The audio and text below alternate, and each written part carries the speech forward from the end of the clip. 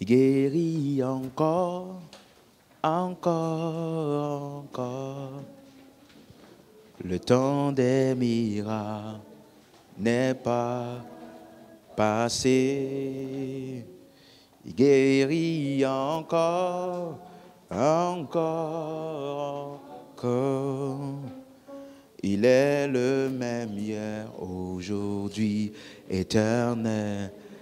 Il guérit encore, il guérit encore, encore, encore. Le temps des miracles n'est pas passé.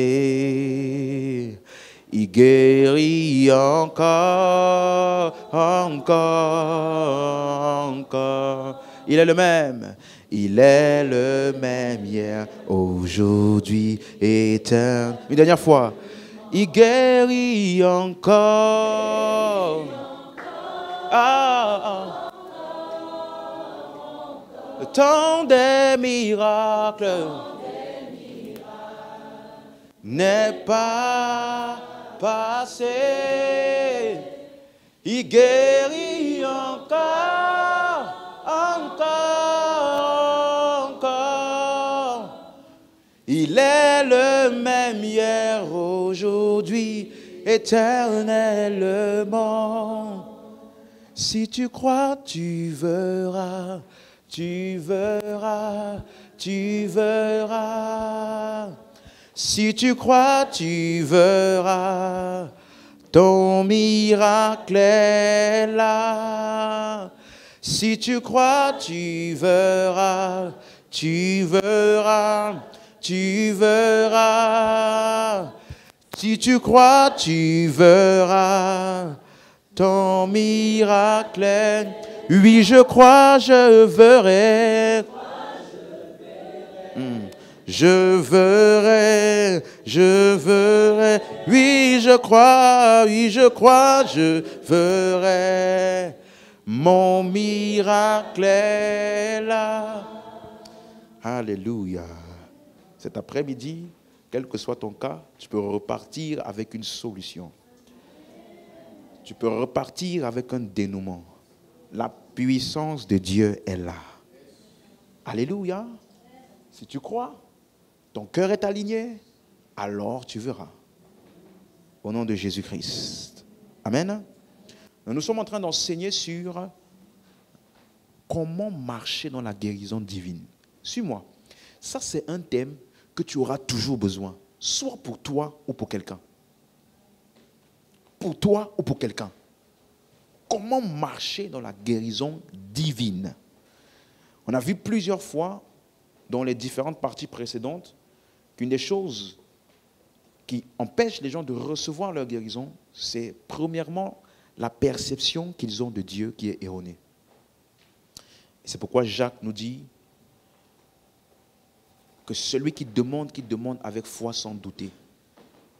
Parce que sinon, qu'un tel homme ne s'imagine pas qu'il recevra quelque chose du Seigneur. Amen, amen. Donc on a vu plusieurs, dans les différentes sessions précédentes, que Dieu est le Dieu guérisseur. Dis avec moi, Dieu est le Dieu guérisseur. Amen. Et on a donc commencé à analyser comment donc recevoir ma guérison. Parce que le problème n'est pas au niveau de Dieu. Dieu est toujours disponible, disposé pour guérir. C'est à nous de recevoir. Donc comment recevoir? On a commencé à voir que Dieu a déposé ses dons dans des hommes. Okay? On a reçu l'esprit et dans l'esprit, nous avons une diversité de dons, la Bible dit. Et dans la diversité de dons, il y a ce qu'on appelle le don des guérisons. Donc tout croyant a en lui le don des guérisons. Donc tout croyant doit opérer dans la guérison. Il doit guérir des malades. Ce n'est pas étrange, ce n'est pas pour une catégorie de chrétiens, c'est pour nous tous. Est-ce qu'on est ensemble? Et donc pour recevoir la guérison, on a vu premier point, la foi et l'honneur. Je vais rapidement dessus, c'est des rappels. Ça fait 2-3 semaines qu'on est dessus. La foi et l'honneur. Matthieu 10, verset 40. Recevoir ma guérison. Recevoir ma guérison. Puisque Dieu passe par des hommes, alors je dois savoir marcher dans la foi et l'honneur. Matthieu 10, verset 42. Jésus dit, celui qui vous reçoit me reçoit, et celui qui me reçoit reçoit celui qui m'a envoyé. Verset 41. Celui qui reçoit un prophète en qualité de prophète recevra une récompense de prophète. Celui qui reçoit un juste en qualité de juste recevra une récompense de juste. Et quiconque donnera à boire à l'un de ces petits un seul verre d'eau froide en tant que disciple, je vous le dis en vérité, il ne perdra pas sa récompense. Donc on a vu le mot recevoir, c'est décomaille, ça veut dire accueillir. Donc ça veut dire il faut savoir recevoir ce que Dieu envoie. Pourquoi Jésus a dit ça? Parce qu'il les avait envoyés. Par exemple, au verset 1 de Matthieu 10, pour voir le contexte, verset 1 de Matthieu 10, puis, ayant appelé ses 12 disciples, il leur donna le pouvoir de chasser les esprits impurs et de guérir toute maladie. Dis avec moi, il leur donna. Donc, est-ce qu'on est d'accord que tous les endroits où ces hommes sont partis, la guérison était disponible? Parce que Jésus avait déjà quoi? Donné. Et il les a envoyés. Donc si dans un endroit il n'y a pas de guérison, ce n'est pas par faute de disponibilité de guérison, c'est par faute de personnes qui sont là de recevoir ce que Dieu a envoyé. Vous comprenez maintenant? C'est pourquoi il dit, celui qui vous reçoit, me reçoit. Donc si je rejette quelqu'un que Dieu a envoyé, je suis en train de rejeter ce qu'il a de Dieu pour moi. Donc j'ai dit la dernière fois, tout ce que tu soupires de la part de Dieu est quelque part dans un homme. Quelque part dans un homme. Donc, il faut apprendre. C'est pourquoi, quand Jésus leur a donné les instructions, regarde ce qu'il dit, verset 12. En entrant dans la maison, saluez-la. Donc, il les envoie et il dit, quand vous entrez dans une maison, faites quoi? Saluez-la. Maintenant, verset 13. Si la maison en est digne, que votre paix vienne sur elle. Mais si elle n'est pas digne, que votre paix fasse quoi? Retourne à vous. Lorsqu'on ne vous recevra pas, qu'on n'écoutera pas vos paroles, sortez de cette maison et de cette ville et secouez la poussière de vos pieds. Vous avez vu? Il dit, si on vous reçoit bien, votre paix reste là-bas. Votre paix vient sur cette maison. On a vu le mot maison, c'est le mot oikia qui veut dire couple, foyer. Donc ça veut dire une famille. Il dit, allez dans les familles qui vont vous recevoir, écoutez vos paroles, vous valorisez. Tout ce que vous avez reçu de moi pour eux, donnez-leur. Donc, pourquoi est-ce que c'est important d'honorer? Parce que, note ceci, les choses spirituelles sont transmissibles. Au verset 7, allez, prêchez et dites, le royaume des cieux est proche. Tout le monde suit? Verset 8, guérissez les malades. Il n'a pas dit, priez que Dieu guérisse. Je vous ai déjà donné le pouvoir de guérir. Donc quand vous partez, qu'est-ce que vous devez faire? Guérissez. Guérissez les malades. Ressuscitez les morts. Purifiez les lépreux. Chassez les démons. Maintenant, regarde. Vous avez reçu quoi? Faites quoi? Donnez. Donc ça veut dire que le pouvoir de guérir que j'ai reçu, je peux faire quoi? Donner. Donc quand il dit guérissez les malades, qu'est-ce qu'il est en train de dire? Donnez-leur la guérison. Donc la guérison est quoi? Transmissible. Mais c'est une chose qu'on te donne, c'est une autre chose que tu reçoives. Je peux te donner, mais tu ne reçois pas. C'est ça qui s'est passé avec Jésus. Marc, chapitre 6, verset 1. Jésus est arrivé pour donner la guérison. Marc, chapitre 6, verset 1. Il partit de là et se rendit dans sa patrie, et ses disciples le suivirent. Quand le sabbat fut venu, il se mit à enseigner dans la synagogue. Beaucoup de gens qui l'entendirent étaient étonnés et disaient, d'où lui viennent ces choses? Quelle est cette sagesse qui lui a été donnée? Et comment de tels miracles se font-ils par ses mains? N'est-ce pas le charpentier, le fils de Marie, le frère de Jacques, de Joseph, de Jude et de Simon? Et ses sœurs ne sont-elles pas ici parmi nous? Et il était pour eux une occasion de chute. Vous avez vu? Ils l'ont reconnu, ils l'ont reçu en tant que fils de charpentier. Si tu reçois un prophète en qualité de fils de charpentier, tu recevras la récompense de fils de charpentier. C'est quoi la récompense de fils de charpentier? Il peut monter tes meubles. Il peut monter ta cuisine si tu veux. Si tu as des problèmes de boiserie, il peut t'aider. Mais si tu as besoin du dépôt de Dieu, qui est en lui, fils de charpentier ne peut pas te donner ça. Donc, il était une occasion de chute pour eux. Regardez la suite. Verset 4. Et Jésus leur dit, un prophète n'est méprisé que dans sa patrie, parmi ses parents et dans sa maison. Verset 5. Et il ne put faire là aucun miracle. Si ce n'est qu'il imposa des mains à quelques malades et les guérit. Verset 6. Et il s'étonnait de leur incrédulité. Jésus parcourait les villes d'alentour en enseignant. Tout le monde a vu? Il n'a pu faire aucun miracle. Est-ce que c'est parce qu'il ne voulait pas? Hein? C'est parce qu'il ne voulait pas? Il n'a pas pu parce que les gens ne l'ont pas reçu. Donc il est venu donner. Mais je t'ai dit, c'est une chose de donner, c'est une autre chose de recevoir ce qui est donné. Donc, c'est ça qu'on va voir aujourd'hui. Jésus a appelé leur manque d'honneur là, incrédulité. Donc, note ceci, on a déjà vu ça. L'honneur est la foi en action. L'honneur est une démonstration de foi. Et le manque d'honneur est souvent une caractéristique d'incrédulité. Parce que si je te déshonore, ça veut dire, qu'est-ce qu'on appelle honorer? Traiter de manière spéciale, sacrée. Mais si je te traite de manière banale, ça veut dire je reconnais que tu n'as rien dont j'ai besoin de bénéficier. Voilà pourquoi je te traite de manière banale. Donc ça veut dire que tu ne crois pas que j'ai quelque chose en moi pour toi. Voilà pourquoi tu n'honores pas. Donc la foi est une démonstration de quoi? D'honneur.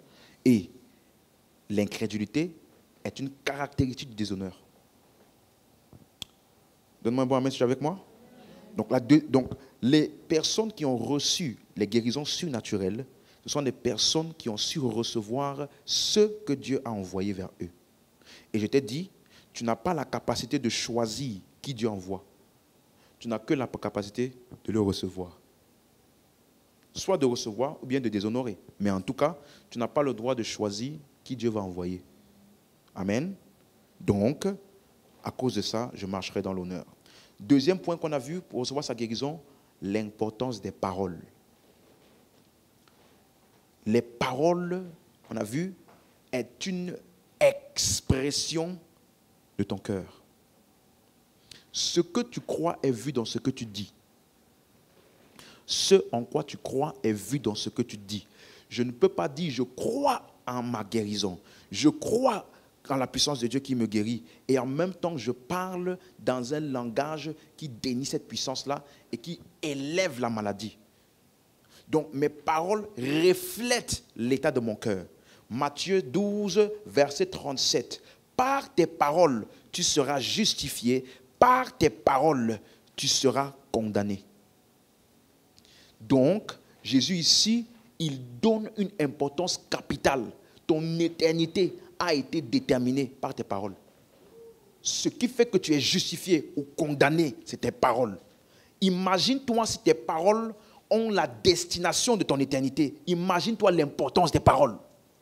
Dans Romains, quelqu'un me comprend? On est ensemble? Matthieu 12, verset 37, verset 33, regardez ce qu'il dit. Verset 33.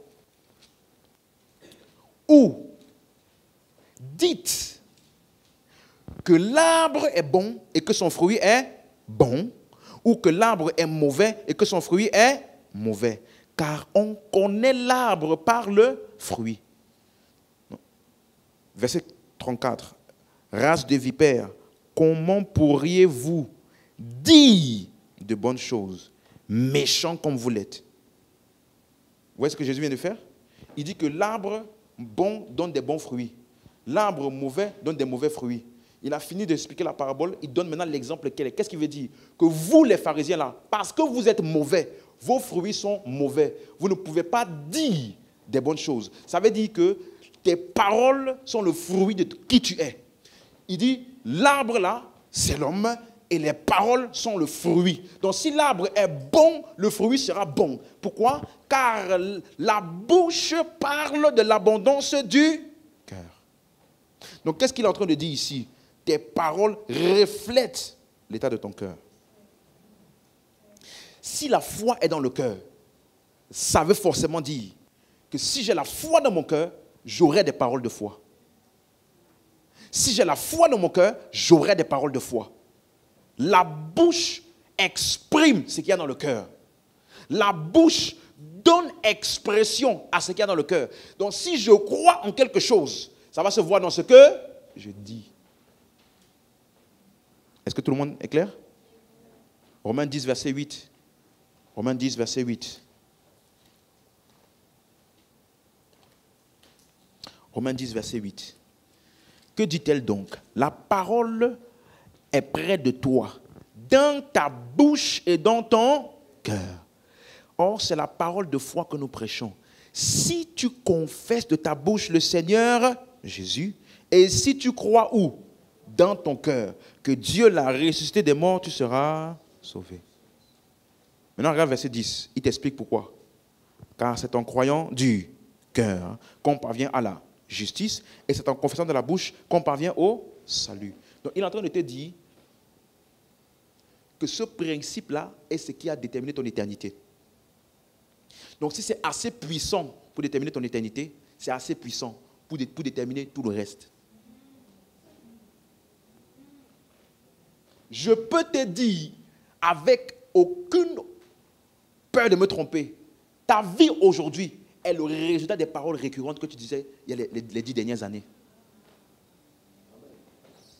Parce que Jacques dit que la langue est comme le gouvernail d'un navire. Ça veut dire que le navire n'a pas de volonté propre. Le navire prend la direction du gouvernail. Même si le navire est énorme, même si le navire est grand, quand tu vois le navire qui va à gauche, c'est parce que le gouvernail a tourné. Donc tu ne peux pas voir une voiture, elle va à gauche, et puis tu accuses la voiture. Voiture, pourquoi tu vas à gauche? Non, c'est la direction qu'a prise le volant. Et Jacques te dit, le volant de ta vie, c'est ta langue. Donc ne te plains pas de ta vie. Change ton langage.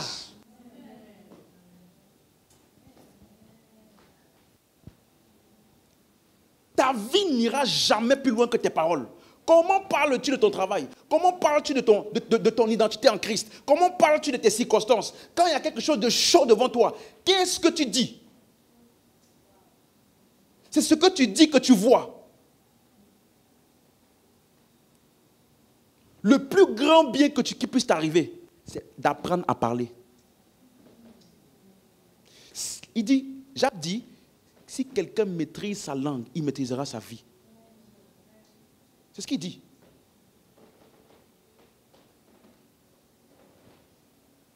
Est-ce que quelqu'un me comprend? Apprends à parler. Nous, on ne dit pas ce qu'on voit. On dit ce qu'on veut voir.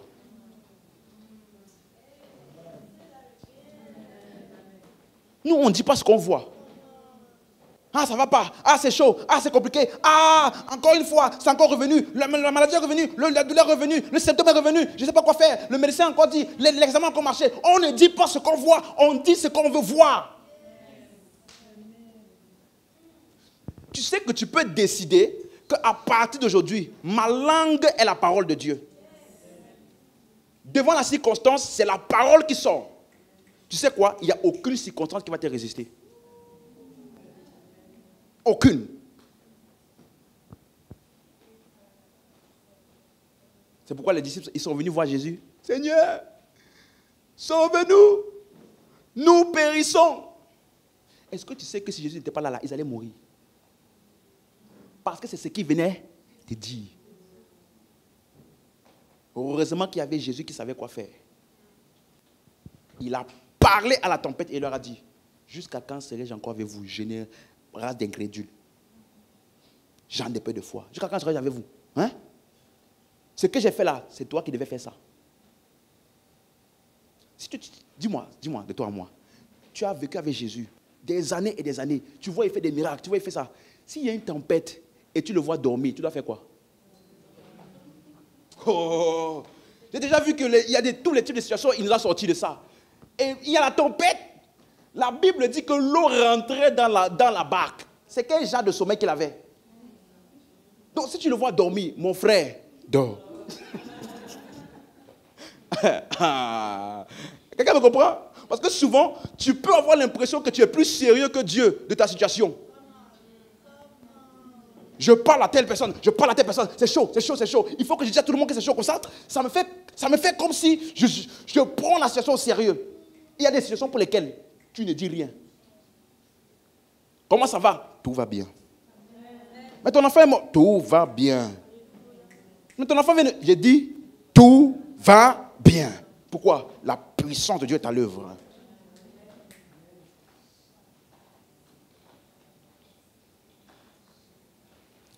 Est-ce que je parle à quelqu'un? Là, écoute-moi, si tu apprends à changer ton langage, même ton caractère va changer. Je t'ai dit à la veillée pour ceux qui étaient là, je t'ai dit, les gens qui sont impulsifs, colériques, tout ça, ça se voit d'abord dans leur bouche. Moi, il ne faut pas me chercher. Moi, il ne faut pas m'énerver. Moi, je suis calme. Moi, je suis doux, hein, tant que tu ne me cherches pas. Dès que tu me cherches, tu vas me trouver. Quand tu dis ça là, qu'est-ce que tu es en train de dire? Tu es en train de décrire exactement ce qui va sortir de toi. Je t'ai dit, ta vie est exactement ta bouche. Ne cherche pas plus loin. Accuse tout le monde si tu veux. C'est ta bouche. Alléluia. L'importance des paroles. Donc, si je suis dans la foi, ça va se voir où? Si je suis dans le doute, ça va aussi se voir où? Si j'ai peur, ça va se voir où? Si je suis plein de confiance, ça va se voir où? Amen. Donc, mes paroles donnent une direction à la puissance de Dieu.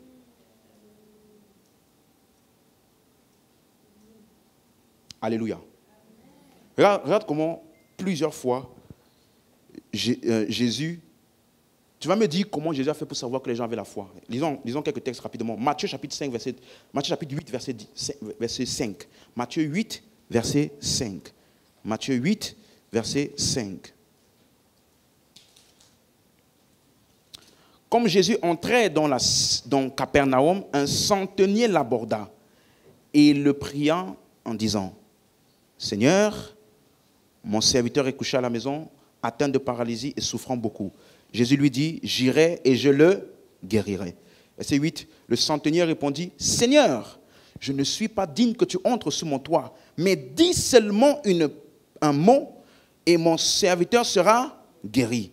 Car moi qui suis soumis à des supérieurs, j'ai des soldats sous moi, je dis à l'un va, et il va, à l'autre viens, et il vient, à mon serviteur fais cela, et il le fait. » Verset 10, après l'avoir entendu, Jésus fut dans l'étonnement et il dit à ceux qui le suivaient, « Je vous le dis en vérité, même en Israël, je n'ai pas trouvé une aussi grande foi. » On va revenir très en détail dans le texte plus tard. Mais comment Jésus a fait pour savoir que l'homme avait une grande foi? Regarde le verset 10. Le premier mot, c'est quoi? Verset 10. C'est quoi? Donc, qu'est-ce qui a rendu Jésus étonné? Donc, sa grande foi a été identifiée dans ce qu'il a dit. Tu ne peux pas parler doute et dire que tu es dans la foi. Non. Souvent même quand ton cœur tremble, parle la parole. Choisis de parler la parole. Si tu le parles assez longtemps, ton cœur va s'aligner. Verset 13. Puis Jésus dit au centenier, va, qu'il te soit fait selon ta foi. Il a reconnu que voici un homme qui a compris et qui est dans la foi. Il sait que les paroles d'une personne sont aussi puissantes que sa présence lui-même. Donc ne viens pas, dis un mot, ça sera réglé. Ne viens pas. Dis juste, parle juste. Je sais que le cas sera réglé. Parce que moi, je sais comment l'autorité fonctionne. J'ai des gens qui sont au-dessus de moi et j'ai des gens qui sont sous moi. Pour les gens qui sont sous moi là, je n'ai pas besoin de les voir. J'ai juste besoin de quoi? Parler. Et je sais que ça se fait. Donc, comme je sais que toi, tu es au-dessus de la maladie, dis juste un mot. Et je sais que mon serviteur sera quoi? Guéri. Qu'est-ce qu'il venait de dire? Je sais que tes paroles sont que toi, Jésus, tu as une autorité supérieure à la maladie et que cette autorité est exercée quand tu parles. Donc, peu importe à quel point puissant tu es, si tu fermes ta bouche, tu vas vivre dans le désarroi. Pourquoi? Parce que même celui qui a l'autorité, ce sont ses paroles qui donnent exercice de son autorité. J'ai des gens sur moi, sur mon autorité, je ne reste pas comme ça en les regardant. Pourquoi le diable est encore venu? Pourquoi la situation est encore venue? Pourtant, j'avais juré à Dieu que ça ne devait plus jamais m'arriver. Pourquoi ça m'est arrivé? Pourquoi ça m'est arrivé? Parle! Arrête de te morfondre. Parle, parle, parle. Les gens d'autorité parlent. Les gens d'autorité ne se plaignent pas. Les gens d'autorité parlent. À moins que tu ne reconnaisses pas que tu es assis ensemble avec Christ à la droite du Père, au-dessus de toute domination, toute autorité, de tout nom et de tout nom qui peut se nommer. Donc ça veut dire que tout nom qui peut se nommer, toute autorité, toute domination, je suis au-dessus. Donc dès que je vois son opération, qu'est-ce que je fais? Je pleure? Non, je parle. Parce que j'ai l'autorité. Mais comment Jésus a fait pour voir que cet homme-là avait la foi? Dans ce qu'il a dit. Voilà. Amen, amen, amen. Un autre texte, rapidement. Matthieu chapitre 15, verset 21. On va revenir sur ce texte-là, plus loin un peu dans l'enseignement, mais c'est juste pour te donner un point clair. Matthieu 15, 21.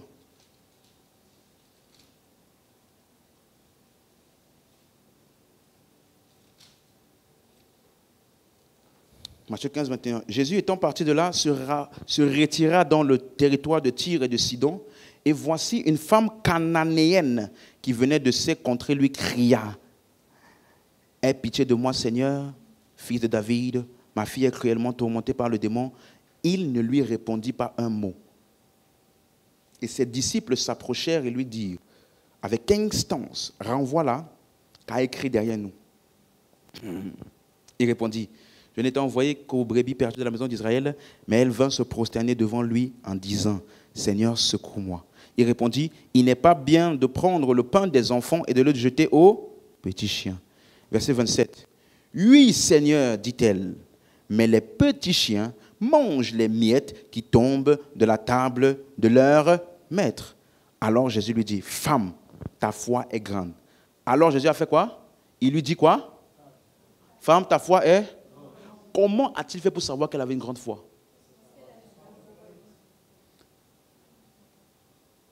Tu vois ici, suis-moi maintenant. Ici, ce que Jésus a identifié comme étant la foi, c'était la persévérance. Elle dit: je sais qu'il y a ma guérison ici. Dis ce que tu veux, fais ce qu'il veut. Oh, le diagnostic a augmenté. Oh, la situation s'est empirée. Oh, c'est encore de pire en pire. Ce n'est pas mon problème. J'ai dit ce que j'ai dit. La parole de Dieu est vraie, ça ne change pas. Ma bouche ne confessera pas le contraire de ce que j'avais dit. Ouais, mais ce n'est pas pour toi. Vraiment, tu avais commis beaucoup d'erreurs dans ton passé. Voilà, moi, je suis juste envoyé vers les brebis perdues de la maison d'Israël. Ce n'est pas grave. Je ne prenais pas la nourriture des chiens, des enfants pour donner aux chiens. Dis-moi, c'est quoi la nourriture des enfants ici? La guérison, n'est-ce pas? C'est qui les enfants? Israël. C'est qui les chiens? Les non-israélites, n'est-ce pas? Donc cette femme en fait partie. Donc elle a dit: appelle-moi chien si tu veux. Mais les chiens là, ils ont une part quand même miette. Ça veut dire quoi? Rien ne va m'arrêter de croire ce que je dois croire et de recevoir ce que je dois recevoir. Suis-moi. La foi n'abandonne jamais. La foi n'accepte jamais non comme étant réponse finale. Tu ne peux pas dire que tu as abandonné et tu étais dans la foi. Non, la foi tient jusqu'au bout. Ça veut dire qu'il y a une attitude pour les gens qui sont dans la foi. Ils n'abandonnent pas. Ça a empiré à gauche, ça a empiré à droite. Tu le vois. Je continue d'avancer. Dieu est fidèle. Sa parole est vraie. Ce qu'il a dit, il va l'accomplir. Mon corps est mort. Ma femme n'arrive pas à enfanter. Mais Dieu a promis qu'il aura une postérité. Donc la Bible dit: Abraham ne faiblissant pas dans la foi, au point de considérer son corps de mort. Mais il fut fortifié, rendant gloire à Dieu. Ça veut dire, il regardait son corps qui était mort. Il disait: je te rends gloire, Père, de ce que ce corps-ci va enfanter. Parce que ça ne dépend pas de la condition du corps. Ça dépend de la parole de Dieu qui est vraie. La parole de Dieu est vraie.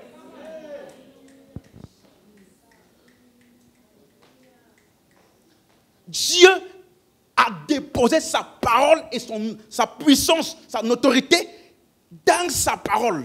Donc quand Dieu a parlé, écoute-moi, Dieu ne parle pas et puis il fait. Dieu ne parle pas et puis il fait. Non. Quand Dieu parle, dans ce qu'il a parlé, il y a la puissance d'accomplir ça. Donc, si je me tiens sur la parole, je me tiens sur sa puissance.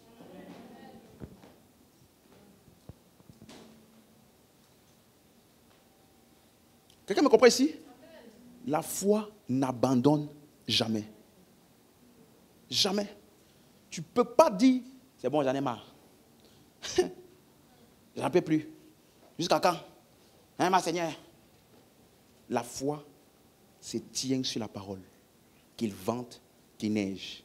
Dieu est vrai. Romains 3, verset 4. Que tout homme soit reconnu pour menteur. Et que Dieu seul soit reconnu pour vrai. Donc il y a des situations mensongères devant toi.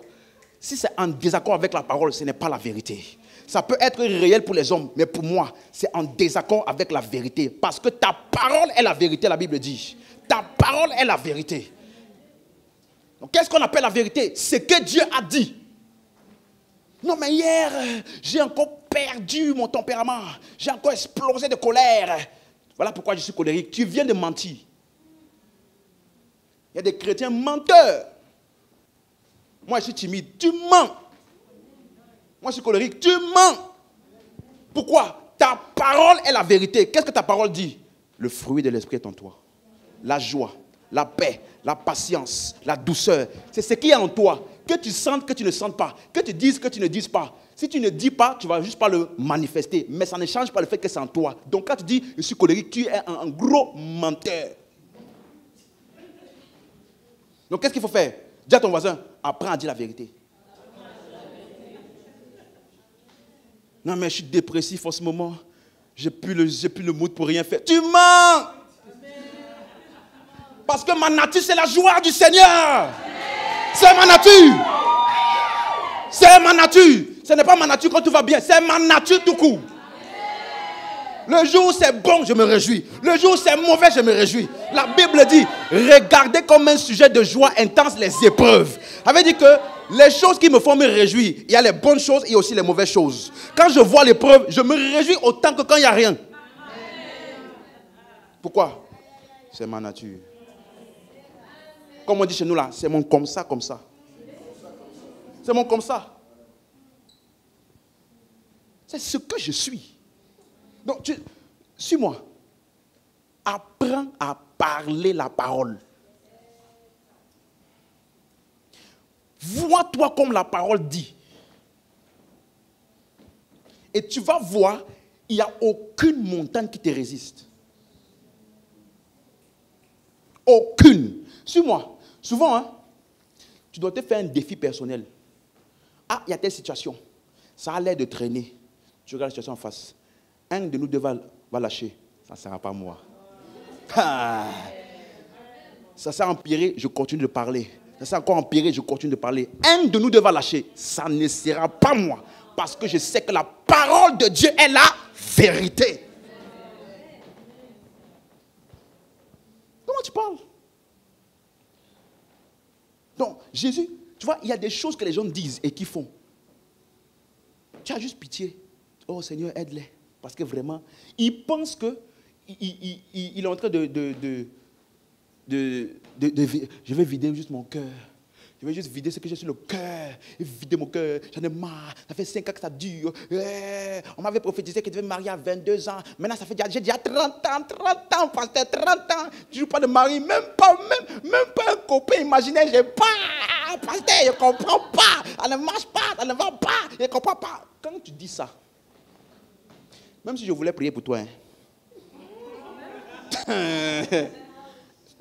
tu viens de... Écoute-moi. Je peux te parler? Ma prière n'a pas plus de poids sur ta vie que tes paroles.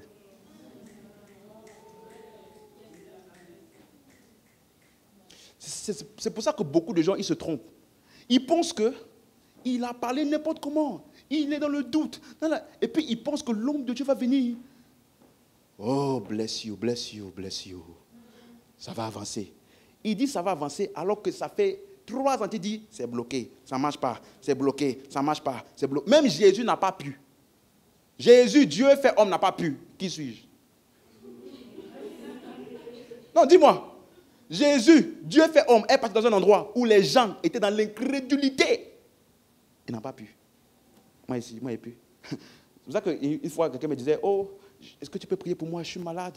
Bon, c'est vrai que tel homme de Dieu avait prié déjà, ça n'avait pas marché. Tel autre homme de Dieu avait prié déjà, ça n'avait pas marché. Tel autre homme de Dieu avait prié déjà, ça n'a pas marché. J'ai dit, ah, ok, d'accord. God bless you, c'est parti. Tu veux m'ajouter dans la liste?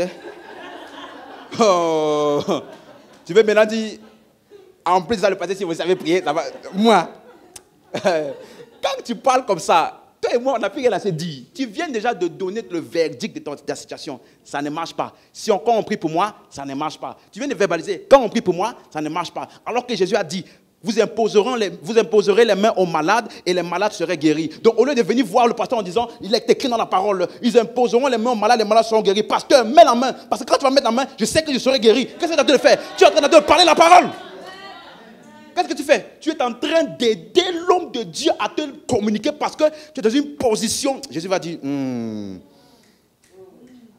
frère, tu as une grande foi, tu as une grande foi. Ça me motive à prier pour toi. Mais tu dis, le grand archibishop de toute la terre là, avait prié pour moi, ça n'a pas marché. Mon frère, moi, je vais prier pour toi. On va se mettre à genoux nous deux. Seigneur, aide-le. Aide-le parce que grand archibishop a prié pour lui. Moi, tu vas venir prier. Oh. Tu me suis? Donc, beaucoup de gens, ils pensent que c'est par magie. C'est pas par magie. C'est la foi. Donc, cette personne, écoute-moi, la foi n'abandonne pas. La foi se tient sur la parole, quoi qu'il arrive.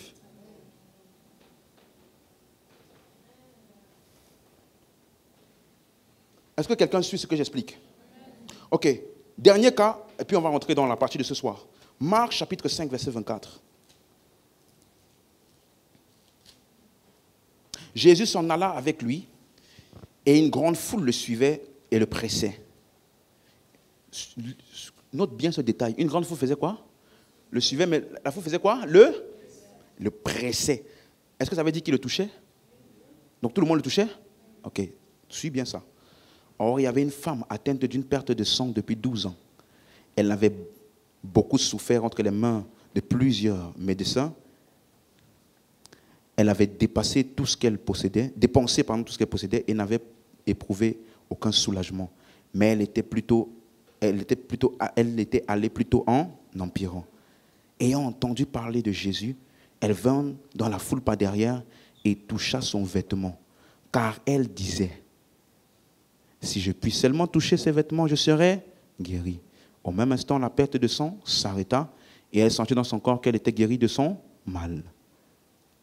Jésus connut en lui-même qu'une force était sortie de lui et se retournant au milieu de la foule, il dit, qui a touché mes vêtements? Mais n'oublie pas, qui le touchait? Tout le monde. Verset 31. Ses disciples lui disent, tu vois la foule qui te presse et tu dis qui m'a touché? Et il regardait autour de lui pour voir celle qui avait fait cela. Et la femme effrayée et tremblante, sachant ce qui s'était passé en elle, vint se jeter à ses pieds. Et qu'est-ce qu'elle a fait? Qu'est-ce qu'elle a fait? Elle lui dit toute la vérité. D'après toi, c'était quoi toute la vérité qu'elle a dit? Hein? Quand on dit toute la vérité, ça veut dire quoi?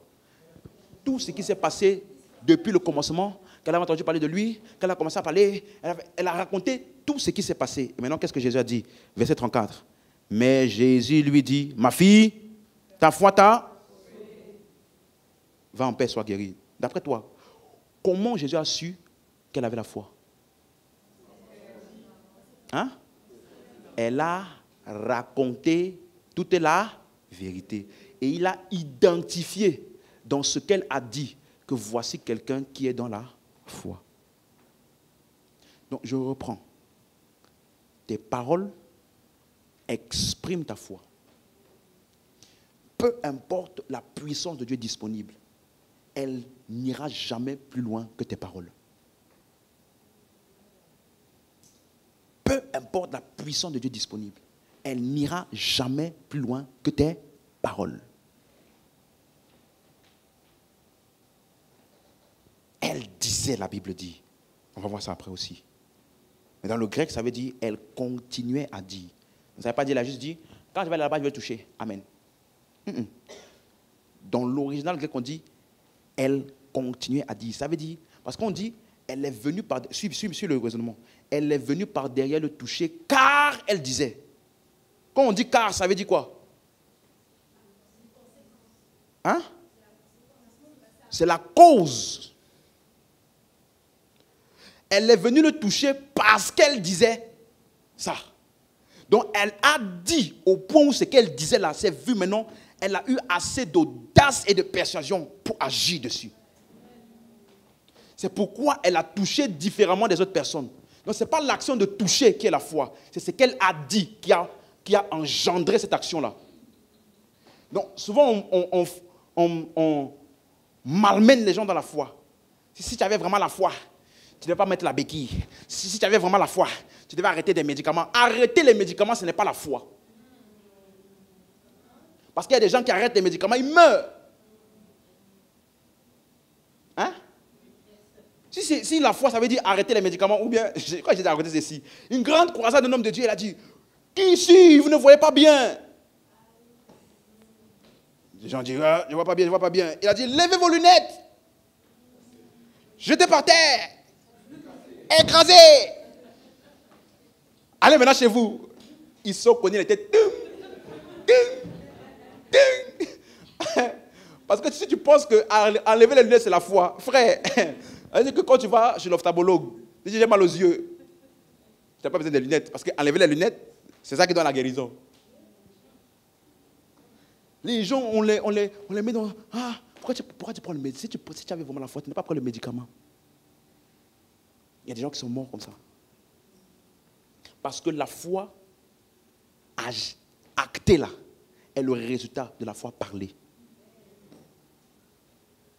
Si tu parles, si tu agis sans avoir le niveau de conviction de cette action-là, tu vas fonctionner à contre-cœur. Ça veut dire pendant que tu es en train de marcher, toi-même tu sais dans tout en toi, tu te dis, hey, où est-ce que je vais? Hey, c'est chaud. Oh Seigneur, ta grâce. Oh, alléluia. Hey, aide-moi, aide-moi, aide-moi.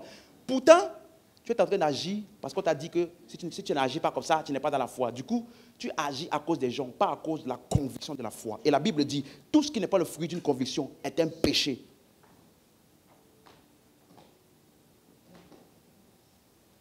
Donc souvent là, c'est même bon, prends tes médicaments et puis commence à parler seulement. Commence à parler. Commence à parler. Commence à parler. Parle. Au bout d'un moment, tu vas être tellement convaincu par ce que tu dis que le jour où tu vas vouloir prendre le médicament, un jour tu vas juste dire, ah, je sais que je suis guéri. Il n'y a plus aucune maladie ici. Ce n'est pas parce que quelqu'un t'a dit, hein. Ce n'est pas parce que tu as entendu un témoignage de quelqu'un qui a dit, vraiment, c'était compliqué. Et puis j'ai commencé maintenant, et puis un jour j'ai arrêté mon traitement. Quand j'ai arrêté mon traitement, je vais voir le médecin, il a dit qu'il n'y a plus rien. Et toi, tu penses que c'est arrêter le traitement qui est la foi. La foi est d'abord crue et parlée. Ce que tu crois et que tu parles, tu vas finir par agir. Quelqu'un m'a suivi? Donc, voyons maintenant un texte. Est-ce qu'on est ensemble? Maintenant, comment recevoir de manière pratique? Là, maintenant, je vais aller dans le pratico-pratique. On parlait? Elle dit, je viens de constater que j'ai une douleur. Je viens de constater que j'ai une maladie. De manière pratique, maintenant, qu'est-ce que je dois faire? On peut faire ça? On peut aller?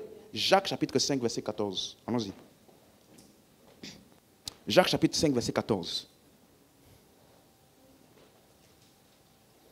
Mais n'oublie pas les deux points que j'ai mentionnés. L'honneur et les paroles. Quand tu as compris ces deux points-là, maintenant tu peux appliquer tout ce qu'on va voir. Jacques chapitre 5, verset 14.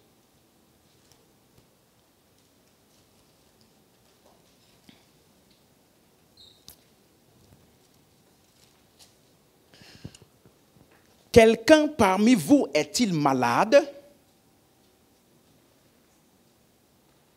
On est ensemble? Quelqu'un parmi vous est-il malade? Qu'il attend de pouvoir si les anciens de l'église vont l'appeler. Eh, c'est pas ça. C'est quoi? Ah, c'est à lui d'appeler. Ah, il ne doit pas rester comme ça. Et puis, il suppose qu'on va savoir qu'il est malade et qu'on va l'appeler. Parce que si on ne l'appelle pas, il ne va pas être content. C'est ça qu'on a dit ici. Qui doit appeler qui? Non, mais dans l'hôpital, on ne m'a pas visité. On ne m'a rien dit. Tu penses qu'on allait savoir comment? Si quelqu'un est malade, qui doit appeler qui? Qu'il appelle les anciens. Il ne doit pas rester là et supposer, ça fait 2 jours, aucun ancien ne m'a appelé. Vraiment, il n'y a pas l'amour de cette il n'y a pas l'amour là-bas, vraiment. Il n'y a pas l'amour. Regarde comment je souffre. Et personne, comment on va savoir?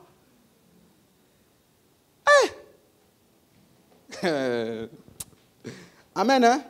Qu'il appelle les anciens de l'église et que les anciens de l'église prient pour lui en loignant d'huile au nom de Jésus. Verset 15. Maintenant, voici mon verset pour ce soir. Et la prière des anciens va sauver le malade. C'est écrit ça?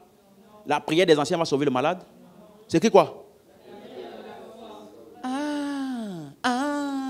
Ça veut dire que qu'est-ce qui guérit? Qu'est-ce qui guérit? Ce n'est pas l'ancien. Hein?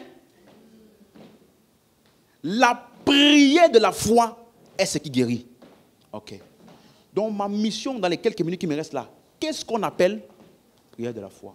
Parce que si je sais qu'est-ce qu'est la prière de la foi et comment appliquer la prière de la foi, alors quand j'aurai une maladie, je saurai comment être guéri. La prière de la foi sauvera, guérira le malade. Donc, premier point, hein, j'ai déjà expliqué, mais bon, c'est toujours important. Un chrétien peut tomber malade. Il ne faut pas dire, non, je ne peux pas tomber malade. Comment j'ai pu tomber malade? Non. Au nom de Jésus. Hé! Non, je peux pas tomber malade. Frère, faut arrêter d'avoir des expectatives. Hein? Quand il tombe malade, il est déprimé parce qu'il est tombé malade. Il n'est pas déprimé parce qu'il a prié, ça n'a pas marché. Il est déprimé parce qu'il est tombé malade. Oh. Mon frère. Bon, laisse-moi ne pas sortir de mon thème. Donc, on a vu un texte comme Philippiens 2, verset 25, rapidement. Mais on ne marque pas, je vais revenir. Philippiens 2, verset 25, parce que c'est toujours important d'appuyer ça par les Écritures. Philippiens 2, verset 25.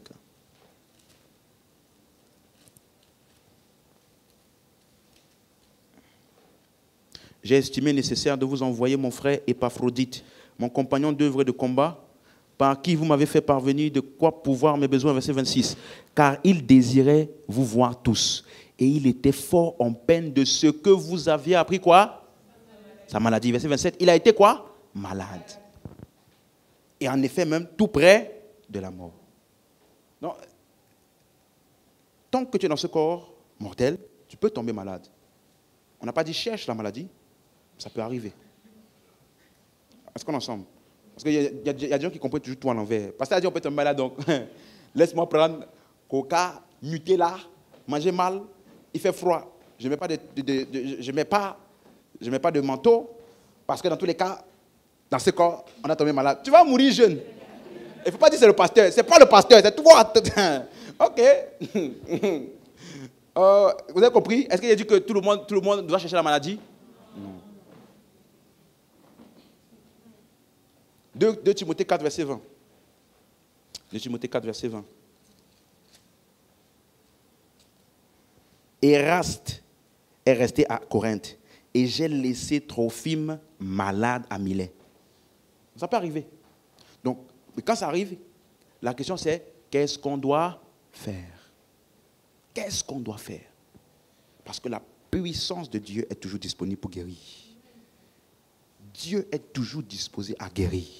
Donc, Jacques 5, verset 4 nous dit donc, verset 14 nous dit donc, la prière de la foi guérira le malade. Donc, il dit, appelle les anciens, ils vont prier avec toi, mais c'est la prière de la foi qui guérira le malade. Donc, qu'est-ce qu'on appelle la prière de la foi?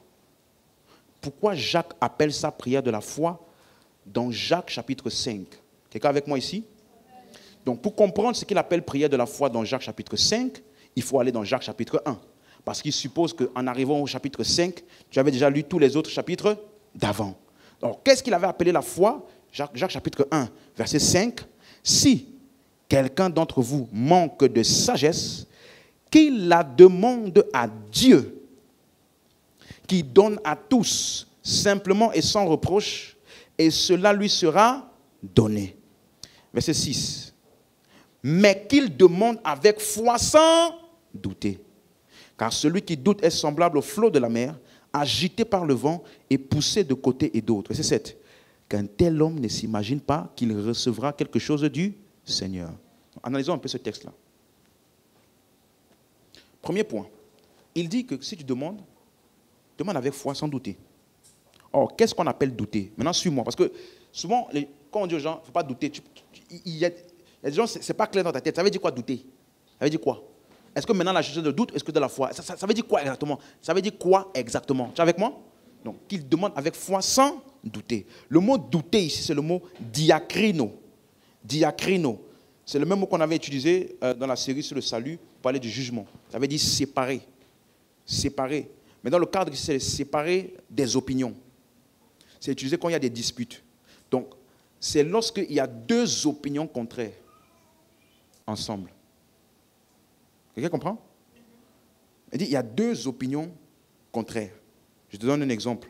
Donc, c'est un mot, ça peut être positif ou négatif, mais c'est utilisé souvent pour décider entre deux choses. Par exemple, Jacques chapitre 2, verset 4. Jacques chapitre 2, verset 4. Ne faites-vous pas en vous-même une distinction? Le mot distinction, c'est le mot diakrino. Et ne jugez-vous pas sous l'inspiration des pensées mauvaises? Vous voyez? Donc, distinguer. Ne faites-vous pas une distinction. Le même mot est utilisé dans Romains 14, verset 23. Romains 14, verset 23. Donc, qu'est-ce qu'on appelle douter? Il faut que tu sois capable d'être conscient quand tu es dans le doute. Amen. Luc 14, verset 23. Ça, c'est un texte très important. Ah, pardon, Romains 14, verset 23. J'ai dit quoi? Ah, pardon, Romains 14, verset 23, effectivement. Mais celui qui a des doutes au sujet de ce qu'il mange est condamné parce qu'il n'agit pas par quoi? Conviction. Et c'est ça que beaucoup de gens font. Vous voyez, non? Il fait quelque chose pour lequel il n'a pas une ferme conviction. Voilà pourquoi après il dit, mais j'ai arrêté mon traitement, ça n'a pas marché. On dit, si tu fais ça, tu es condamné parce que ce n'est pas par quoi? Conviction. C'est parce que quelqu'un t'a dit, t'a forcé à faire. Il t'a donné une parole qui t'a fait te sentir condamné. Si tu étais vraiment dans la foi, tu n'allais pas faire ça. Si tu étais vraiment dans la foi, tu n'allais pas faire ceci. Du coup, parce que quelqu'un t'a amené la condamnation, qu'est-ce que tu as fait? Tu as agi. Mais pas par conviction. Mais par quoi? Culpabilité. On en sent maintenant? Donc, celui qui a des doutes, ça veut dire qu'il a des pensées ou des opinions contraires en lui. Donc, c'est ça que Jacques a appelé être double de cœur. Un jour, tu crois, le lendemain, depuis que j'ai confessé là, quand je vois là, quelqu'un me disait une fois, au bout de moi, il faut mettre les cartes sur table, hein. Faut voir les choses telles qu'elles sont. C'est pour ça que ça va être comme ça. Il faut voir les choses telles qu'elles sont. On ne va pas non plus faire comme si on n'était qu'au ciel. Quand quelqu'un me parle comme ça, toi et moi, on n'a plus rien à se dire. Parce que toi, ton niveau d'analyse et le mien, on n'est pas pareil. On n'est pas pareil. Vous me suivez? Donc, celui qui doute. Donc, maintenant, la question c'est le doute ou bien l'incertitude ou l'indécision concernant quoi? Parce qu'il dit qu'il demande avec foi sans douter. Mais sans douter concernant quoi? On est ensemble? Revenons dans Jacques 1. Jacques 1, verset 5. Jacques 1, verset 5.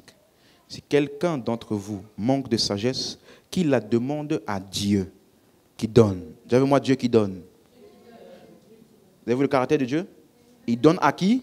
À tous. Simplement et sans reproche. Et elle lui soit donnée. Verset 13. Que personne, lorsqu'il est tenté, ne dise, c'est Dieu qui me tente. Car Dieu ne peut pas être tenté par le mal et il ne tente lui-même personne. Verset 16. Ne vous y trompez pas, mes frères bien-aimés. Toute grâce excellente et tout don parfait descendent d'en haut. De qui? Du Père des Lumières. chez lequel il n'y a ni changement, ni ombre de variation. Donc, quand il dit qu'il demande sans douter, douter de quoi? Du caractère de Dieu. Du fait que Dieu donne à tous, sans reproche. Du fait que Dieu ne tente pas par le mal. Donc quand tu vois le mal, ne dis pas, c'est Dieu qui a refusé ma requête, c'est pour ça que le mal est en train d'arriver. Non, il ne tente pas par le mal. Et il dit, c'est ça là, c'est sans changement ni ombre de variation. Ça veut dire que ça ne changera jamais, peu importe ton attitude. Peu importe le temps, peu importe la saison, peu importe l'époque. Ça là, c'est un fait inaltérable de Dieu. Donc, quand tu doutes, c'est parce qu'au bout d'un moment, tu n'es plus convaincu que Dieu guérit. Que Dieu est en train de guérir. Que Dieu, sa puissance est en train d'agir. C'est-à-dire qu'il a exaucé ta demande. Quand tu doutes, c'est parce que cette vérité-là n'est plus ferme dans ton cœur. Quelque chose a emmené une opinion contraire. Peut-être quoi? Un diagnostic. Peut-être quoi? Le fait que c'était petit comme ça a grossi. Donc, il y a des choses, personne ne doute juste comme ça. Non. Quand Pierre, il marchait, Jésus l'a dit, viens. Il a commencé à marcher sur les eaux. On dit, voyant le vent. Tu vois, non? Le doute est toujours par tes cinq sens. Tu vas voir quelque chose qui va remettre en question ce que tu dis que tu as cru.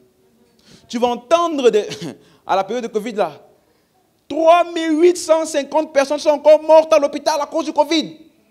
Et toi, tu avais juste une petite toux. Tu commences à voir ta vie défiler devant toi. Seigneur, je suis trop jeune pour mourir. Tu as écouté les informations. Et les informations que tu as écoutées là, t'ont transmis le doute. Voyant le vent, il a commencé à couler. Voyant le diagnostic, il a commencé à couler. C'est-à-dire que souvent là, il y a des diagnostics là, tu dois cacher ça. Sors de ma vue. Je suis conscient qu'on m'a dit ça, mais sors de ma vue. Ce qui est de ma vue, c'est la parole. Il est écrit. Tout ce que vous demanderez en priant, croyez que vous l'avez reçu, vous le verrez s'accomplir. J'ai demandé en priant, je crois que j'ai reçu, donc je le verrai. Je le verrai s'accomplir. Tu comprends? Donc, qu'est-ce que tu mets devant tes yeux? Parce que voyant le vent, il a coulé. Ça veut dire que tu peux couler en présence de Jésus. Ce n'est pas l'absence de Jésus qui a amené couler. Donc, qu'est-ce qu'on appelle douter? Permettre à une opinion contraire de s'installer dans mon cœur. Quand le pasteur avait prêché, quand j'ai lu la parole, je déclare que je suis guéri. Je déclare que la puissance de Dieu agit dans mon corps. Je déclare que je suis le temple du Saint-Esprit. Je déclare que la vie de Dieu coule en moi. Je déclare que mon corps est totalement guéri. Du haut de ma tête jusqu'à la pointe des pieds. On a déclaré. On a fini de déclarer.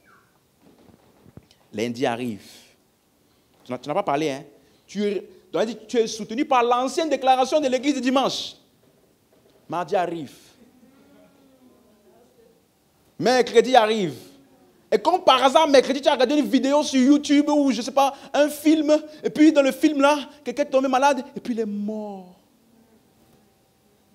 Et puis toi, tu as pleuré. Il est mort de maladie. Et toi, tu crois Dieu pour la guérison. Oh. Quelqu'un comprend maintenant? Donc, il y a des choses auxquelles tu t'exposes qui engendrent le doute. Le doute ne vient pas juste comme ça, de nulle part. C'est des choses que tu vois ou tu entends. Et souvent, les médecins n'aident pas. Ils n'aident pas. Ah, ce genre de cas-là, c'est 6 mois, 6 mois, 6 mois. Il s'en fout. Il a tellement vu ça que maintenant, son cœur est vacciné. Donc, madame, vraiment, vraiment c'est triste, hein, mais voilà, il vous reste 6 mois. Et toi, on te dit ça. Merci, médecin. Merci, médecin. Merci. Jamais. Et regardez-moi. Dans 50 ans, je serai là. Dans 80 ans, je serai là. Notez dans votre agenda, monsieur le médecin, on va voir. Qu'est-ce que tu viens de faire? Tu viens de riposter par la foi. Ne laisse jamais les paroles de doute être que les dernières paroles. Quand tu entends le doute, riposte. Jésus a dit, il est écrit. ton enfant n'est pas... Il est écrit. Il est écrit. Il vous reste 6 mois à vivre. Non, je ne mourrai pas. Je vivrai, je raconterai les œuvres de mon Dieu. Ça veut dire que, médecin, même si tu ne crois pas en Dieu, laisse-moi quelques temps. Tu vas confirmer que Dieu existe. Qu'est-ce que tu viens de faire? Tu viens d'utiliser ta bouche pour ramener, pour te garder où? Dans la foi. Donc, est-ce que tu me suis maintenant? Tu laisses. Tu te dis n'importe quoi. Après, tu dis merci. Merci. Donc, sans douter au sujet de quoi? De Dieu qui guérit. Parce qu'il donne toujours. Amen. Donc maintenant, suis ceci, verset 6 maintenant. Donc si Dieu donne toujours, et que c'est réglé, maintenant regarde ce qu'il dit. Mais qu'il la demande avec quoi? Avec foi sans... Donc ça veut dire s'il demande de demander avec foi sans douter, ça veut dire que ce n'est pas pour que Dieu donne. Ce n'est pas pour que Dieu donne, parce qu'il a déjà dit qu'il demande à Dieu qui donne à tous. Sans reproche. Si Dieu dit, comme tu n'as pas la foi, je ne donne pas, ça veut dire qu'il a trouvé un reproche. Donc ma foi n'est pas pour que Dieu donne. Dieu donne parce qu'il est amour. Et il donne toujours. Mais à quoi me sert ma foi? Verset 7. Qu'un tel homme ne s'imagine pas que Dieu donnera. Donc, ma foi est pour recevoir ce que Dieu a donné. Donc, écoute ceci. Écoute ceci. Ça veut dire que quand je prie, demander est ma responsabilité, recevoir est ma responsabilité. Et demander, ce n'est pas recevoir.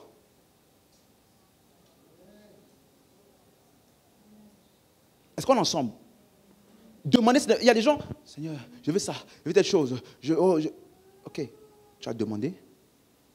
Maintenant, tu dois faire quoi? Recevoir. Si tu ne reçois pas, c'est comme quelqu'un, tu dis, j'ai besoin de 100 euros. Oh, j'ai besoin de 100 euros. Tu appelles ton papa, il te dit, ok, donne-moi ton RIB. Il t'envoie 100 euros. Qu'est-ce qu'il a fait? Il t'a déjà... Et puis, comme tu ne sais pas qu'il faut aller recevoir ça dans le guichet, tu mets de faim. Papa, je t'ai demandé 100 euros, papa. Papa, pourquoi tu me laisses mourir? Il dit, mais ma fille, je t'ai déjà donné. C'est déjà parti. Donc, qu'est-ce que tu dois faire? Tu dois sortir de ce toit, aller au guichet, mettre la carte bancaire et faire quoi? Retirer. Donc, si ça veut dire que, tu comprends maintenant mon exemple? Donc, quand tu pries, quand on t'impose les mains, quand guérison, tout ça là, c'est donné. Qui doit recevoir? Toi. Non, mais on a prié pour moi. Vraiment, ça m'a fait un truc, mais après, c'est fini. Vraiment, laisse-moi aller chercher un autre homme de Dieu. Parce que tu penses que le problème vient au niveau du donné. Écoute-moi. La Bible dit ceci dans Éphésiens 3, verset 19 et 20. Verset 20 plutôt. Éphésiens 3, verset 20. À celui qui peut, infiniment au-delà de ce que nous demandons ou pensons, par sa puissance qui agit où? En nous. La puissance agit où? En nous. Donc laisse-moi t'aider. Je peux aider quelqu'un? À chaque fois qu'on a prié pour toi, la puissance a été libérée. Donc, quand tu as prié pour quelqu'un, il n'a pas été guéri, il ne faut pas toujours culpabiliser. Hein? Parce que la puissance de Dieu est en moi. Donc, quand je prie pour quelqu'un, Jésus a dit, vous avez reçu gratuitement, faites quoi? Donnez. Donc, ma seule capacité s'arrête au niveau de quoi? Donner. Mais si lui-là ne sait pas recevoir, ce n'est pas de ma faute. Qu'est-ce que je dois faire? Je ne dois pas prier pour lui, je dois lui enseigner comment on reçoit. Vous comprenez? Donc, il y a des gens, ils ne comprennent pas que recevoir là, c'est ta responsabilité. Ça veut dire, même si je viens, je prie pour toi, c'est toi qui dois recevoir. Et tu dois savoir comment on reçoit. Donc, il demande avec quoi? Foi sans douter. Suis-moi. On ne peut pas te demander de ne pas douter si au moment où tu as prié, tu tu as vu la chose. Je ne doute pas de ce que je vois devant mes yeux. Ça veut dire que souvent, entre le moment où j'ai prié et le moment où ça se manifeste là, il y a un temps. Et je peux avoir l'impression comme si rien ne s'est passé. Hein? Ok. Donc ça veut dire que le vrai du travail ne se fait pas quand on prie pour toi ou quand tu as prié. C'est après. Donc qu'est-ce qu'on appelle recevoir? C'est le mot lambano. Lambano. Ça veut dire prendre, saisir. Un exemple, Jean 1, verset 12. Est-ce que quelqu'un est avec moi ce soir? Jean 1, verset 12.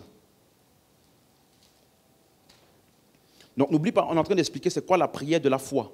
Parce que Jacques a dit c'est la prière de la foi qui va guérir le malade. Ensemble, même s'il a prié les anciens, c'est la prière de la foi qui va guérir le malade. Donc on est en train de voir qu'est-ce qu'il appelait la prière de la foi. Maintenant, on a déjà vu que la prière de la foi, ou bien la foi, ce n'est pas pour demander, ce n'est pas pour que Dieu donne. Non, la foi est pour que je puisse recevoir ce que Dieu a donné. Voici un exemple. Jean 1, verset 12. Mais à tous ceux qui l'ont reçu, lambano, à ceux qui croient en son nom, elle a donné le pouvoir de devenir enfant de Dieu. Enfant de Dieu. Donc, suis-moi. Ça veut dire, quelle a été la responsabilité de Dieu? Donner. Donner. Le pouvoir, donner. Donc, il a démontré ça par son amour dans le fait qu'il a envoyé son fils. Maintenant, quelle est la responsabilité du croyant? De faire quoi? Recevoir. Comment? À tous ceux qui l'ont reçu, à ceux qui ont cru ou qui croient en son nom. Donc, je reçois en croyant ce qui a été donné. Donc, ça veut dire que Dieu a fait sa part en offrant le salut à l'homme. Mais est-ce que tous les hommes sont sauvés? Non. Pourquoi? Parce que Dieu ne veut pas les sauver? Parce que le salut n'est pas disponible pour eux? C'est pourquoi? Ils n'ont pas reçu. Comment? En ne pas croyant. Ils n'ont pas cru. Est-ce que quelqu'un comprend maintenant? Un autre texte, Jean 6, verset 32. Donc, dans les choses spirituelles, il faut comprendre qu'elles sont transmissibles, mais le récipient doit savoir recevoir. Jean 6, 32. Jésus leur dit en vérité, je vous le dis, Moïse ne vous a pas donné le pain du ciel, mais mon Père vous donne le vrai pain du ciel. Donc, Dieu donne, il met l'emphase encore sur le caractère de Dieu. Mon Père vous donne. Rappelez-vous, il parlait à qui? Les pharisiens. Il y a des gens qui sont incrédules. Mais il dit, mon Père vous donne. Donc, Dieu, il n'a aucun mal à donner à qui il vous donne. La suite, verset 33. Car le pain de Dieu, c'est celui qui descend du ciel et qui donne la vie au monde. Est-ce qu'on est ensemble? Donc, Dieu donne. Mais quelle est la responsabilité du récipient? Verset 35. Et Jésus leur dit maintenant, je suis le pain de vie qui est donné là. Maintenant, regarde ce qu'il dit. Celui qui vient à moi n'aura jamais faim. Celui qui croit en moi n'aura jamais soif. Donc, bien que le Père a donné, tu dois venir. Tu viens comment? En croyant. S'il dit tu n'auras jamais faim, ça veut dire que tu as mangé le pain de vie que le Père a donné. Donc manger là, c'est un terme figuratif pour exprimer quoi? Croire. Mais c'est la responsabilité de qui? De toi, à qui les choses sont données. Est-ce que vous êtes avec moi? Vous allez voir donc maintenant beaucoup de verbes actifs comme ça. Verset 51. Je suis le pain vivant qui est descendu du ciel. Si quelqu'un mange de ce pain, il vivra éternellement. Il n'a pas dit, je suis le pain qui est descendu du ciel, donc tout le monde va vivre éternellement. C'est ça qu'il a dit? Si quelqu'un fait quoi? Donc il emploie encore une action, manger. Et le pain que je donnerai, c'est ma chair que je donnerai pour la vie du monde. Verset 53. Jésus leur dit, en vérité, je vous le dis, si vous ne mangez la chair du Fils et si vous ne buvez, vous n'avez point la vie en vous-même. Tu vois, vous comprenez maintenant? Même s'il dit, je suis le pain qui donne la vie. Il dit que, mais si vous ne mangez pas, vous n'allez pas avoir la vie. Bien que ça vous ait été donné.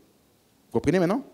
Terme actif, verset 54. Celui qui mange ma chair et boit mon sang a la vie éternelle et je le ressusciterai. Donc, manger, boire, venir à lui, ce sont des actions qui décrivent croire.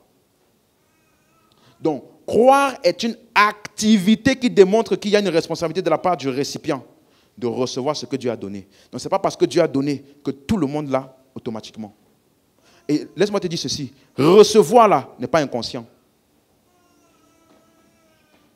Recevoir ne se fait pas inconsciemment. J'ai cru, j'ai reçu. Je ne savais même pas. Non, frère. Non, frère. C'est conscient. C'est toi qui prends pour manger. C'est toi qui viens. C'est toi qui bois. Donc, c'est conscient. C'est pour ça qu'il dit que c'est une action. Jean 3,16. Car Dieu a tant aimé le monde qu'il a fait quoi? Il a donné son Fils unique. Automatiquement, tout le monde a la vie éternelle. Non? Afin que? Donc, il y a ce que Dieu donne et il y a ce que les hommes reçoivent en croyant. Donc, le fait que Jésus est mort ne veut pas dire que tout le monde est sauvé. Par contre, le fait que quelqu'un reçoit le salut aujourd'hui, ça ne veut pas dire que c'est aujourd'hui que son salut avait été pourvu. Non. Le salut a été pourvu une seule fois. Et les hommes, au fur et à mesure du temps et des générations, ne font que recevoir ce salut qui avait été pourvu. Donc Dieu a déjà donné. Ce n'est plus au niveau de Dieu. Il a déjà donné. Ce sont les hommes qui progressivement, qu'est-ce qu'ils font? Ils reçoivent. C'est clair? Est-ce qu'on est ensemble? Même chose, tu vas voir ça dans Hébreux 10, verset 12. Mais lui, après avoir offert un seul sacrifice pour les péchés, il s'est assis pour toujours à la droite de Dieu. Donc tu vois, on dit il a offert un seul sacrifice. Il a fait quoi? Il a offert. Donc tu vois que quand on parle de Dieu, on parle toujours de ce qu'il a offert. On ne parle pas de ce que les hommes ont réagi. De la part de Dieu, ce qu'il a fait, c'est quoi? Offrir, donner, rendre disponible. Donc, si un homme ne reçoit pas, ça ne change pas le fait que Dieu est bon, qu'il donne à tous, simplement, sans reproche. Ça ne change pas sa nature. Donne-moi un bon amen si tu es avec moi. Donc, recevoir. C'est pourquoi tu vas voir que le jour de la Pentecôte, quand tu lis Acte 1, verset 8, il dit, vous recevrez une puissance. Le Saint-Esprit survenant sur vous. Or, où était le Saint-Esprit? En eux. Donc le Saint-Esprit leur avait déjà été quoi? Donné. Donc qu'est-ce qui s'est passé le jour de Pentecôte? Ils ont simplement pris avantage de reçu du Saint-Esprit qui était déjà où? En eux. Donc la puissance là n'était pas au ciel. C'était où? En eux.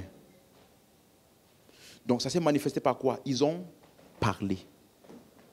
Parlé en d'autres langues, selon que l'Esprit leur donnait de s'exprimer. Mais l'Esprit était où? En eux. Est-ce que vous comprenez maintenant? Est-ce que tout le monde comprend? Donc, ça veut dire que recevoir implique donc des activités. Recevoir implique donc des activités. Ce sont des actions précises posées par celui qui reçoit. Recevoir, ce sont des actions quoi? Précises. Ce n'est pas au hasard. J'ai reçu, je ne savais même pas que j'avais reçu. Non. C'est conscient. Est-ce que quelqu'un comprend maintenant? Donc, Dieu est bon, il donne à tous. Mais suis ceci. Dans la prière, la foi est nécessaire pour recevoir, pas pour que Dieu donne. Pas pour que Dieu donne. Donc, ça veut dire que quand Jacques te dit maintenant, la prière de la foi, suis bien maintenant, sauvera le malade. Ça veut dire que la prière de la foi est pour faire quoi? Elle pour faire quoi? Pour que Dieu donne la guérison? Pour faire quoi? Donc quand les anciens viennent là et qui prient pour toi, ils te ministrent quoi? La guérison. Mais la prière de la foi est pour? Donc qui fait la prière de la foi? Les anciens ou le malade?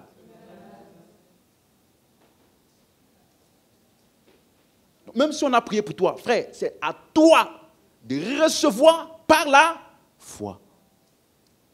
Pourquoi? Parce que Jacques toujours, revenons dans Jacques 5, verset 14. Est-ce qu'on est ensemble? Ça fait sens pour tout le monde maintenant? Donc, je reçois par la foi. Jacques 5, verset 14. Alléluia. Quelqu'un parmi vous est-il malade? qu'il appelle les anciens de l'église et que les anciens prient pour lui en loignant d'huile le nom du Seigneur. Et la prière de la foi sauvera le malade et le Seigneur le relèvera. S'il a commis des péchés, il lui sera pardonné. Confessez donc vos péchés les uns aux autres et priez les uns pour les autres afin que vous soyez guéris. Suivez ceci. La prière fervente du juste a une grande efficace. Suis-moi. Le mot fervente là, c'est un mot grec qui veut dire énergéo. Ça veut dire que ça a de l'effet, ça agit puissamment. Dans le contexte de ce texte-là, parlait de la prière pour la guérison. Tu me suis? La prière, ça veut dire que énergéo. Le mot fervente, ça veut dire énergéo, ça veut dire agir puissamment. Et le mot efficace ou efficacité, c'est le mot ischio. Ça veut dire c'est très puissant et ça prévaut. Donc si je veux mieux retraduire ça, je dirais plutôt la prière du juste est efficace, elle agit puissamment et elle prévaut. Dans le contexte ici, c'était prévaloir sur quoi? La maladie. Vous suivez? Quelqu'un comprend? Donc, Jean disait, il voulait nous faire comprendre que la prière non seulement rend la puissance disponible à chaque fois qu'on prie, et en plus de ça, elle donne une direction à la puissance de Dieu. Donc, la responsabilité de démontrer ou de mettre en œuvre la puissance de Dieu a été confiée aux croyants. C'est clair? Donc, prière de la foi, demander avec foi, c'est le malade qui prie la prière de la foi. Après avoir été ministré ou après avoir prié lui-même. Donc, je prie et puis je reçois par la foi ma prière. Je reçois par la foi l'exaucement. Tu me suis? Donc, dans ma prière, il y a la demande. Dans ma prière, il y a la réception. Si on ne t'a pas expliqué ça, tu vas juste parce que tu as demandé. Et tu vas penser que ça va apparaître. Je prie, je demande et je reçois. C'est clair? Donc, qui a la responsabilité de recevoir la guérison? Hein? C'est le malade. Clair? Ok. Maintenant, Jésus a expliqué la même chose. La prière de la foi. Donc, suis-moi. La prière de la foi guérit. Écoute-moi. La prière de la foi fait quoi? Guérit. Donc, si je comprends et j'opère de cette manière, je ne peux pas rester malade. La prière de la foi guérit le malade. Cette prière, c'est faite par qui? Le malade. Il a compris ce qui est rendu disponible et qu'est-ce qu'il fait? Il reçoit. Alors, comment on reçoit? Marc 11, verset 24. Marc 11, verset 24. Maintenant, je veux que tu écoutes bien ce verset-là. Parce que malheureusement, aujourd'hui, il y a des gens qui ne comprennent pas comment la foi fonctionne. Quand on dit que tu reçois par la foi, suis-moi. Oh, je pense que c'est la version Darby qui a ça. Si quelqu'un peut me trouver ça dans la version Darby. Marc 11, verset 24. Marc 11, verset 24. Donc je vais lire dans la version d'abord Louis II. On est ensemble? On est en train de chuter pour ce soir. C'est pourquoi je vous dis, tout ce que vous demanderez en priant, faites quoi? Croyez que vous l'avez reçu et vous le verrez s'accomplir. Suis-moi, suis-moi. Ça veut dire qu'il y a trois points importants dans ce truc-là. Tout ce que tu vas demander en faisant quoi? Croyez que vous l'avez reçu, c'est ça? Dis-moi, dis-moi. Croire qu'on a reçu ça à quel moment? Hein? Je n'ai pas compris. Pendant que je prie, n'est-ce pas? Il dit, pendant que tu demandes en priant, qu'est-ce que tu as fait? Tu crois que tu as reçu, n'est-ce pas? Suis bien. Es-tu le? Es-tu le? Donc, recevoir ne veut pas dire. Écoute bien ce que je te dis. Parce qu'on a prié pour moi. La douleur est toujours là. Donc, quand tu dis que la douleur est toujours là, pour dire que ça n'a pas marché, qu'est-ce que tu viens de faire? Non, ce n'est pas juste que tu as annulé. Tu as cru que recevoir là, ça veut dire voir ou sentir. Mais on te dit, suis-moi, croyez que vous avez reçu, c'est quel temps? Voir s'accomplir, c'est quel temps? Donc je peux recevoir, je n'ai pas encore vu. Mais ça ne veut pas dire que je n'ai pas reçu. Mais tu finiras par voir ce que tu as reçu. Donc il y a des gens, on leur dit, déclare, je reçois ma guérison. Je reçois ma guérison. Ils vérifient si la douleur est toujours là. Je reçois. Hé, Seigneur, je dis que je reçois. Si tu contrôles avec tes yeux pour décider ce que tu as vu ou pas, tu n'as pas besoin de croire ce que tu vois déjà. Si on te dit que tu dois croire que tu as reçu. Donc recevoir là, c'est en croyant. Recevoir, ce n'est pas en vérifiant avec mes yeux. Recevoir, c'est en vérifiant dans mon cœur.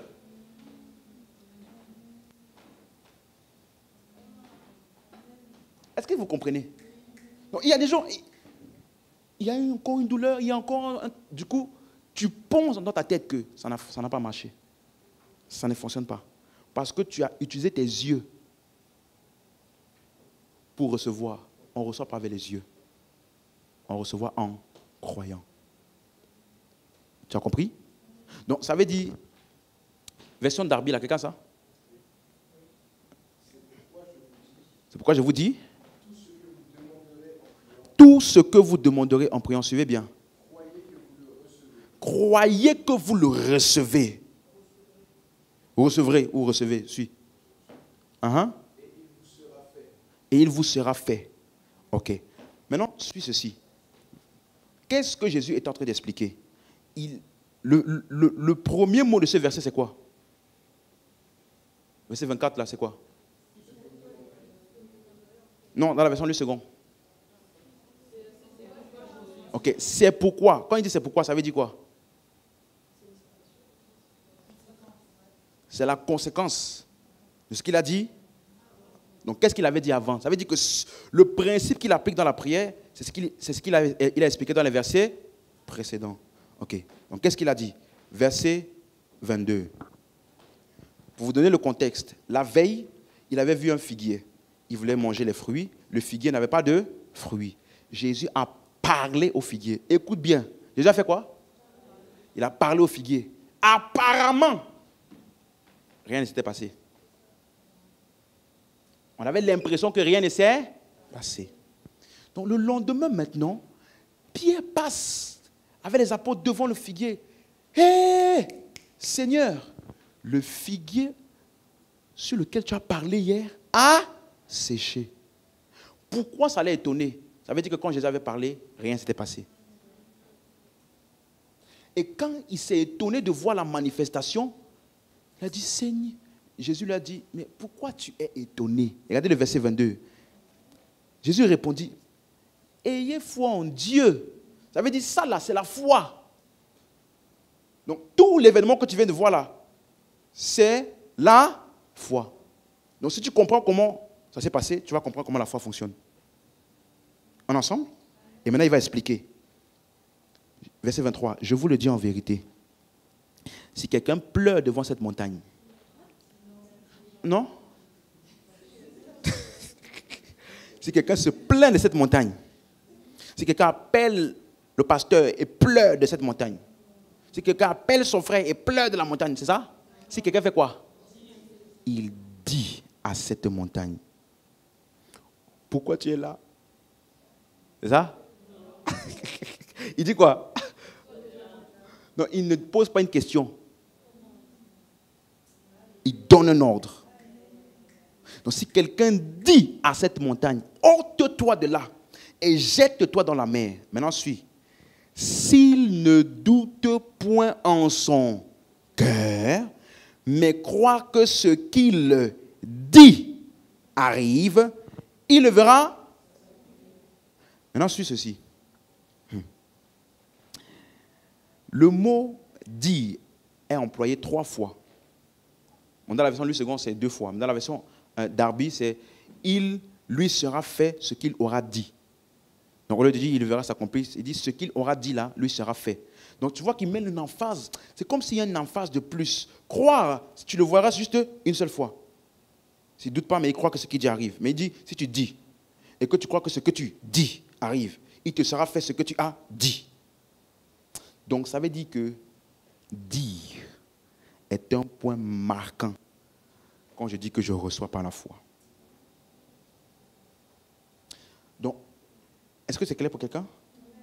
Parce qu'on a vu ça. Foi, doute, peur, incrédulité s'expriment par tes paroles.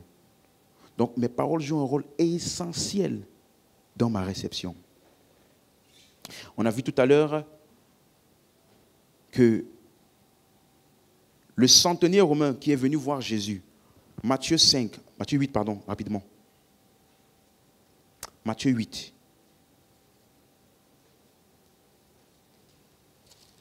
Lorsqu'il a dit, je ne suis pas digne que tu viennes chez moi, dis seulement une parole, je serai guéri.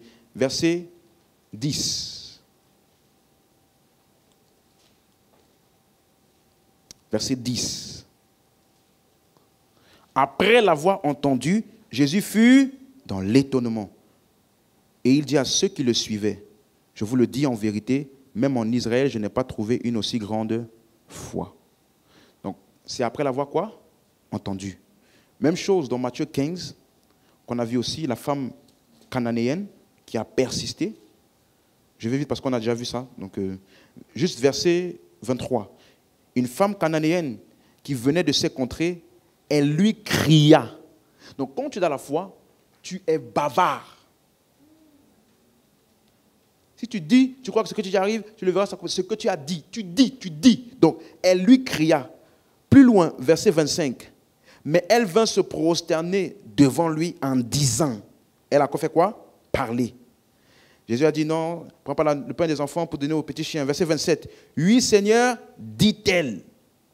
Mais les petits chiens mangent les miettes qui tombent de la table de leur maître. Alors Jésus lui dit, ta foi, femme, ta foi est grande. Est-ce qu'on est ensemble? Donc je vais m'arrêter là pour aujourd'hui. Mais voici, tu dois comprendre que lorsque tu as parlé, lorsque tu es devant une maladie, circonstance contraire, qu'est-ce que tu dois faire? Parler. Parler quoi? La parole. On est ensemble?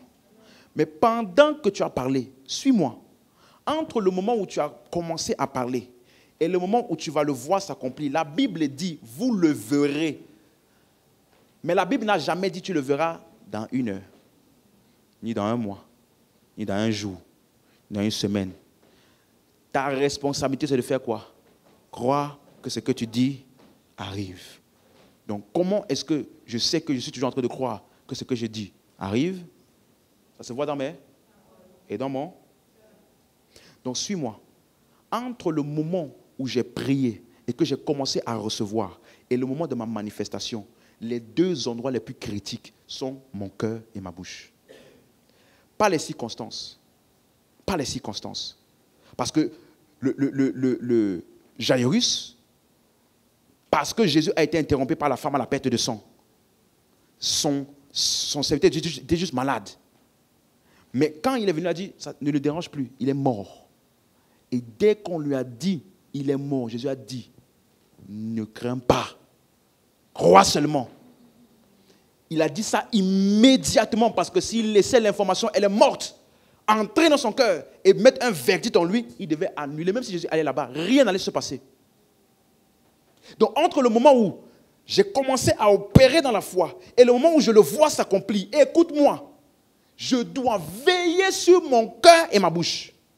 Je parle la parole, je parle la parole, je parle la parole. Ça s'empire, c'est pas grave, je parle la parole, je rends grâce à Dieu. Parce qu'il dit, croyez que vous l'avez quoi? Reçu. Quand tu crois que tu as reçu, qu'est-ce que tu fais? Tu dis merci. Merci Père parce que ce corps est guéri. Merci Père parce que ta puissance est en train d'agir. Si la puissance de Dieu a besoin de temps, dans certains cas, pour sécher un figuier, ça veut dire que tous les cas ne nécessitent pas le même temps. Il y a des cas pour lesquels la puissance de Dieu est en train d'agir, mais ça demande du temps. Mais si pendant le temps que la puissance de Dieu est en train d'agir, tu éteins l'interrupteur de la foi, tu court-circuites la puissance. Donc mon rôle est de laisser le canal de la puissance agir. Ça veut dire le robinet, là, tu vois quand tu ouvres le robinet, pour que l'eau passe. Tant que je suis dans la foi, le robinet passe. La puissance de Dieu est en train d'agir.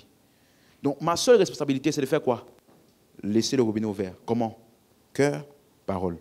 Ah, j'ai vu le contraire. Cœur, parole, cœur, bouche, cœur, bouche, cœur, bouche. Dès qu'une information contraire vient, ça vient comme une flèche. Bah! Subitement, j'ai commencé à voir, à visualiser le contraire de tout ce que j'ai déclaré. Je commence à voir, qu'est-ce que je dois faire? Non, non, non, non, non, non, non, non, non, non, non, non, non, non, non, non. Il est écrit dans la parole. Qu'est-ce que je dois faire? Tu commandes des sessions de parlement. Ou parlage. Prends le mot qui te convient. Des sessions de quoi? De parler. Je parle. Parce que, suis-moi. Le seul instrument qui a la capacité de dominer ton cœur, c'est ta bouche. Quand tu vois que ton cœur dévie, ramène-le par ta bouche. On ne combat pas les pensées par les pensées. On combat les pensées par les paroles. Tout ça, ça se passe quand? Après que tu as prié. Après qu'on t'a imposé les mains. Après que tu dis que tu as reçu. Donc, il y a une différence entre avoir la chose et recevoir. Il y a une différence entre voir et recevoir. Je peux avoir reçu, mais je sens les symptômes. Ça n'empêche pas que j'ai reçu. Mais tant que je suis en train de recevoir, je sais que la puissance de Dieu est en train d'agir. Donc si on me demande, est-ce que tu as mal? Je ne vais pas dire, non, non, non, non. Mon pied va bien, je n'ai aucune douleur. Non, ça là, tu fais le déni. Ce n'est pas ça la foi. La foi ne renie pas ce qui existe. Ça, tu as encore mal au pied? Non, non, je n'ai plus mal. Tu mens. Tu as mal. Tu as mal. Mais la puissance de Dieu est en train d'agir. Parce que j'ai reçu ma guérison. Qu'est-ce que je viens de faire? Je reconnais qu'il y a quelque chose, mais je reste dans la foi. Je pris le médicament parce que j'ai une douleur, mais ma foi est en train d'agir. Ce n'est pas le médicament, c'est ma foi qui me guérit. Donc je peux prendre le médicament et qu'est-ce que je fais? Je continue à cœur, bouche, cœur, bouche. Parce que qu'est-ce qui maintient la puissance de Dieu en action? Mon cœur et ma bouche. Pourquoi? Parce que la puissance est où? En moi.